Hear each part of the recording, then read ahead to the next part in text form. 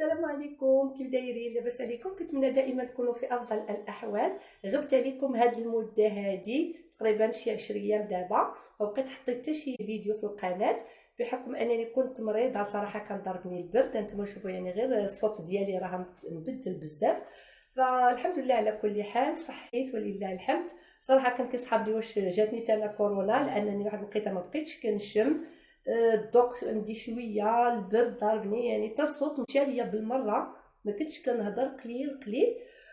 ولهذا واخا هكاك راه ما نسيتكمش وجبت لكم واحد الوصفه اكثر من رائعه ديال البرد. كنتمنى ان شاء الله على انها تعجبكم، جربوها كيف انا نفعتني، فقلت علاش لا ما نشاركهاش مع الحباب ديالي. هذه ان شاء الله ديال السعال او ديال السعله، بحكم انني كانت عندي واحد السعله ناشفه بزاف. شريت يعني الادويه لي سيرو، صراحه ما قضاو ليا والو. فدخلت انايا كنقلب كنقول ناخذ يعني هادشي الطبيعي وهادشي الاعشاب الطبيعيه. فدخلت صراحه هاد الوصفه ماشي ديالي، ديال الدكتور الفايد الله يجازيه بالخير، ديال زيت الزيتون والثوم وحاجات اخرين غادي تشوفوها معايا ان شاء الله في المكونات اللي نعطيكم دابا. فبقاو معايا. قبل ما نبدا ان شاء الله هذا الفيديو، كنشكر كل اللي سول عليا عبر مواقع التواصل. كنشكركم بزاف، هذا كيدل على المحبه اللي بيناتنا. الحمد لله حنا رانا كنخدموا يعني اون جروب، راه عارفين مع من كنهضر. فكنشكركم بزاف، فكلكم خوتي وكلكم خواتاتي. واللي ما جاوبتوش يعني في الواتساب او الميسنجر فيعذرني، سمحوا لي بزاف. ضروري ان شاء الله غادي نرجع تاني ونبرزقكم كيف مولفاك مسميني المشاغبه. فالحمد لله انا راجعه لكم، ودابا نبقاو مع الوصفه اللي غادي نعطيكم. على بركه الله غادي نبداو الوصفه الاولى. طبعا ما فيهاش مكونات كثيره، غنحتاجوا المكونين اساسيين: ثوم وزيت الزيتون. ثوم وزيت الزيتون، انا هذا راني ديجا محضراه لانني هي اللي كنت كنشربها. فمهم عندي هنايا واحد فص ثوم او ضرس، طبعا ماشي هذا كله، غادي نحتاج غير واحد ضرس ولا جوج ديال الفصوص ديال الثوم. وزيت الزيتون تقريبا واحد الكاس العلبه ما يعادل 160 ملي. غادي نديرو في واحد الكاس او ديروه بحال هكذا. وانتم من الاحسن ديروه في واحد القرعه ديال الزاج باش تحتفظوا به وتسدوها مزيان. كنأكد على القرعه ديال الزاج.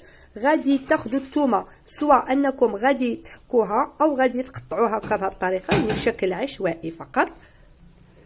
كيف قلت لكم غادي تقطعوها يعني اما بشكل عشوائي او انكم غادي تحكوها. غادي تحتفظوا بها مزيان حتى تطلق لينا مزيان هذاك الثوم. كنأكد على انكم تخليوها حتى تطلق لكم مزيان وتقدروا تصفيوها. انا يعني للامانه ما صفيتها ما والو. كنجي كناخذ مقدار ملعقه كبيره تقريبا، كناخذها بالصباح ملي كنوض، وكذلك كناخذها بالليل ملي كنبغي انعس. كناخذ وحده على الريق صراحه، اللي ما قدرش عليها حتى يفطر وياخذ واحد المعلقه كبيره.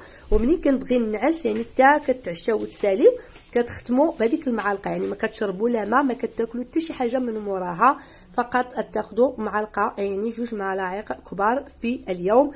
صدقوني يعني افيكاس. صراحه في الاول ما كنتش قلت يعني ماشي كنعرفوا بان الوصفات الطبيعيه او حتى الدواء ما كيعطيش يعني المفعول ديالو هذيك الساعه. مي هاد الوصفه يعني راها كيف قلت لكم في العنوان، يعني ما جيتش ويعني وحلفت بالله لان فعلا وصفه ناجحه وكتعطي الفعاليه ديالها يعني هذيك الساعه.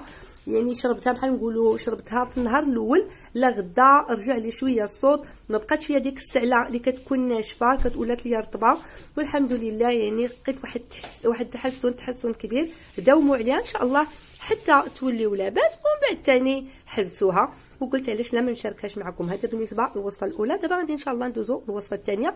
دائما كنأكد على انكم ديروها فواحد القرعه ديال الزاج، وقت ما الواحد جاتو السعله ولا هذا فكيلقاها موجوده وطالقه مزيان. هذاك الثوم كنعرفوا بان الثوم راه هو انتيبيوتيك، يعني غني عن التعريف، ولا ما نبقى نعدد لكم في المزايا ديالو. ان شاء الله نلتقيو دابا نوريكم الوصفه الثانيه اللي حتى هي جربتها ونافعه جدا.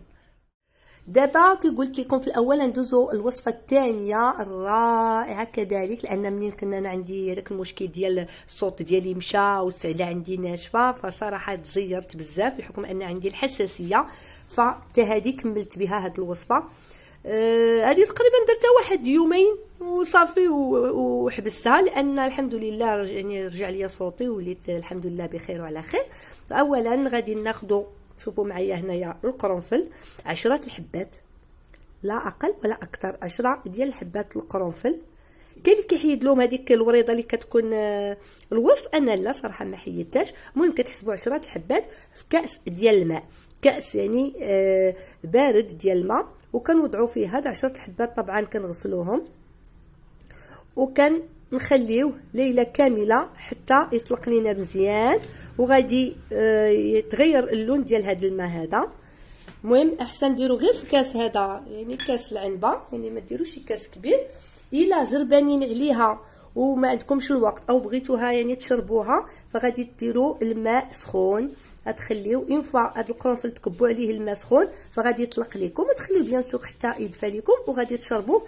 هذا كاس فقط في اليوم. قبل النوم كنشربوا كاس في النهار، قبل ما نعس كنشربوا حتى هو، يعني ولله الحمد. عرفتي كتحس بواحد الراحه وواحد التغيير بزاف. كي شفتوا معايا والقرنفل راه تغير اللون ديالو، شفتوا كي ولا الماء. مازال غادي نخليه اكثر حتى كاع يطلق لي مزيان. ان شاء الله نبغي نعس غادي نعاود نشرب الكاس. وهذه الوصفه الاولى اللي عطيتكم ديال زيت الزيتون مع الثومه، والله العظيم الا سي افيكاس. زعما انا صراحه تعجبت، قلت او كاع عطيت الدواء دا يعطي مفعول هذيك الساعه، يعني جاني غريبه فريمون، جاني غريب. فان شاء الله يعني الحمد لله غير اون فوا، يعني غير البارح غادي يقول لي شي يومين، البارح وليت لاباس وانا نقول واخا شويه كتسمعوا دابا صوتي شويه مخرشش ولكن بعدا كوم الحمد لله احسن من هاد الايام اللي فاتت. فقلت هزيت الكاميرا قلت والو نشاركها مع الناس، لان هاد الوقيته ديال الخريف الناس كتمرض وهادشي دابا كتعرفوا نزلات البرد تكون كثيره، وكاين اللي فيه الحساسيه وكاين اللي فيه امراض كثيره. المهم انا هذه نفعاتني، فان شاء الله كنتمنى على ان حتى هي تنفعكم.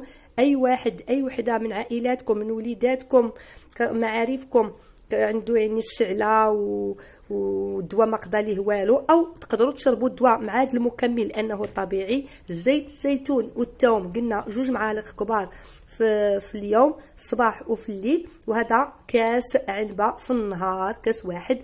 ان شاء الله اكيد غادي تلقاو الراحه وغادي تلقاو النتيجه، يعني النتيجه الفعاله بزاف. والله يشافي كل واحد ويعافينا جميعا يا رب. وختاما هذا الفيديو كنتمنى ان شاء الله بلا انكم يعني تجربوهم، وكذلك لا عجبتكم هذه الوصفه ما تنسوش تبارطاجيوها مع الاحباب والاصدقاء والعائله ديالكم، لان فعلا يعني وصفات طبيعيه وفعاله بزاف. كنتمنى ان شاء الله انكم تشتركوا قناتي لاول مره كيزور القناه، شيوات الخير مع هندا، وكذلك تعليقاتكم اللي دائما هي محفزيه وتعطيني واحد الطاقه ايجابيه اللي تخليني دائما نزيد للقدام ونعطي الكثير والكثير. انتظروني ان شاء الله في وصفات مقبله بحول الله. الى ذلك الحين خليت لكم الراحه، السلام عليكم.